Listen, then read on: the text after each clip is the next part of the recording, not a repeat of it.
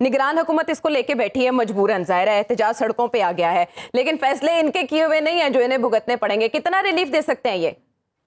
دیکھیں یہ زیادہ سے زیادہ اگر کچھ کر سکتے ہیں تو یہ اعلان کر سکتے ہیں کہ ہم IMF کے پروگرام سے نہیں اس کو کمپیٹ نہیں کر سکتے. یہ بڑا میں سمجھتا ہوں کہ انقلابی اقدام ہوگا جو کہ وہ نہیں کر سکتے. یہ اگر ساری جمع تقسیم آپ کر کے دیکھیں تو نگران حکومت کے پاس نہ تو کوئی اس طرح کا مینڈیٹ ہوتا ہے، نہ ان کے پاس اس لیول کا کانفیڈنس ہوتا ہے کہ وہ بڑے فیصلے بھی کر سکیں جن کے دور رس نتائج نکلتے ہیں. بیسیکلی تو وہ ڈے ٹو ڈے افیئر جو ہوتے ہیں ان کے چلانے کے لیے ہوتی ہے. اور میں سمجھتا ہوں کہ پبلک کا پریشر اتنا بڑھ چکا ہے کہ نگران حکومت کا، جس طرح آپ نے پہلے بھی کہا کہ کوئی لینا دینا نہیں ان معاملات سے، اور وہ ان معاملات کا نہ کوئی تدارک کر سکتی ہے نہ اس کے پاس کوئی حل ہے. زیادہ سے زیادہ کیا ہوگا، وہ ہم پنجابی میں کہتے ہیں کہ گونگلو سے مٹی جھاڑنا. وہ جیسے کہہ رہے ہیں جن کو مفت بجلی دی جاتی ہے ان کو مفت بجلی کی فراہمی کا ختم کرنے کا فیصلہ کیا گیا ہے، ان اقدامات سے فرق پڑے گا بجلی کی فی یونٹ قیمت پہ؟ دیکھیں بات یہ ہے کہ پاکستان کا مسئلہ یہ ہے کہ پاکستان کی کمائی ہے کوئی نہیں. ہم وہ قوم ہیں جو فارغ بیٹھ کے کھانے والی قوم ہے، اور ہمارے ذرائع آمدن کوئی نہیں ہے. اخراجات ہمارے 124 ارب ڈالر یہ پاکستان کے اوپر غیر ملکی قرضہ ہے، اور اگلے مہینے تک جو ہمارا سرکل ڈیٹ ہے وہ 4000 ارب روپے کے اوپر پہنچ جائے گا. جی، روپے کے اوپر. تو مطلب یہ جو کچھ ہوا ہے اتنا کچھ ایک دن میں نہیں ہوا، یہ بڑا گریجولی ہوا ہے. لوگوں کی قوت برداشت تھی، برداشت کرتے رہے. اب لوگوں کی قوت برداشت جواب دے گئی ہے. اور یہ خطرناک بات یہ ہے کہ اب کوئی پولیٹیکل پارٹی، کوئی ایک پولیٹیکل پارٹی وہ جتنی مرضی جو زبانی جمع خرچ کر لے، وہ اس پوزیشن میں نہیں ہے کہ وہ ان لوگوں کے ساتھ جا کے کھڑی ہو سکے، ان کو حوصلہ دے سکے، ان کو اعتماد دلا سکے، کوئی وعدہ کر سکے. اور نہ ہی لوگ شاید ان کی کسی بھی پولیٹیکل پارٹی کی بات کے اوپر یقین کریں گے. تو میں سمجھتا ہوں کہ پچھلے 75 سال میں جو پاکستان کے اندر جو رولنگ سسٹم تھا وہ بری طرح ناکام ہو چکا ہے. یہ اس کا آپ سمجھیں کہ ایک طرح سے یہ ڈاؤن فال ہے اس کا ایک طرح سے. اور یہ چیز آگے مجھے لگتا ہے کہ اس میں شدت آئے گی، اور یہ چیز کسی بھی سوسائٹی کے لیے ایک ہی وقت میں بڑی خطرناک بھی ہوتی ہے.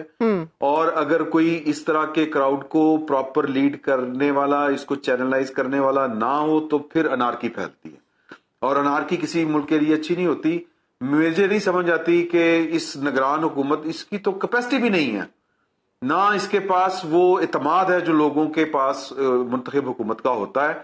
تو ان حالات میں مجھے یہ لگتا ہے کہ انتخابات کی طرف جانا چاہیے، اور پھر جو بھی پارٹی حکومت میں آئے اس پارٹی کو یعنی جو کہہ لیں کہ بے رحمانہ فیصلے کرنے پڑیں گے. اور اس بار بے رحمانہ فیصلے جو پاکستان کی رولنگ ایلیٹ ہے اس سے متعلق کرنے پڑیں گے، ورنہ یہ ٹیڑھ پن بنیادی جو فساد ہے، جو بنیادی خرابی ہے، وہ جب تک ہم ٹھیک نہیں کریں گے تب تک یہ معاملات حل نہیں ہونے والے. بالکل ٹھیک ہے. اچھا یہ رانا صاحب، اور ہم ان کی بات کرنے سے بھی گھبراتے ہیں.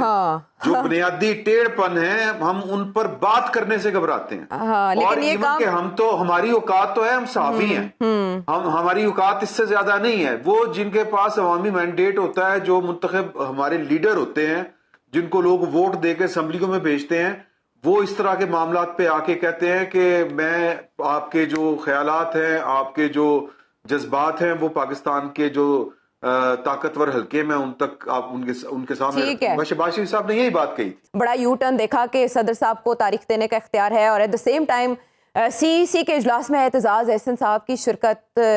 کیا موڈ بن رہا ہے پولیٹیکل پارٹیز کا؟ دیکھیں پولیٹیکل پارٹیاں خود اپنے ہاتھوں سے بندوبست کر کے گئیں کہ انتخابات ذرا تاخیر کی سے ہوں، اور دو کام تھے ان کے نزدیک کہ بڑے سخت فیصلے یہ نگران حکومتیں کر جائیں، اور دوسرا یہ ہے کہ جو چیئرمین PTI کا جو معاملہ ہے وہ بھی کسی طرف لگ جائے. تو جنہوں نے وہ چیزیں پیدا کی تھی وہ ان کو سمیٹ لیں. تو لیکن اب ان کو لگ رہا ہے کہ یہ شاید گیم ان کے ہاتھ سے نکل رہی ہے، اور اس وجہ سے وہ یو ٹرن سارے کے سارے ہیں. ادروائز تو یہ سب کے سم سے پیج کے اوپر تھے، اور میرا خیال ہے کسی نہ کسی یقین دہانی کی وجہ سے کہ آپ کو یہ دیا جائے گا، فلاں کو یہ دیا جائے گا، یوں کر کے چلے گا، تو اس طرح کے کوئی معاملات تھے جو بظاہر نظر آ رہے ہیں. لیکن بات وہی ہے کہ وقت کے اوپر چیزیں ہونی چاہیے، اور پاکستان کے ساتھ بڑے تجربات ہم نے کر کے دیکھ لیے.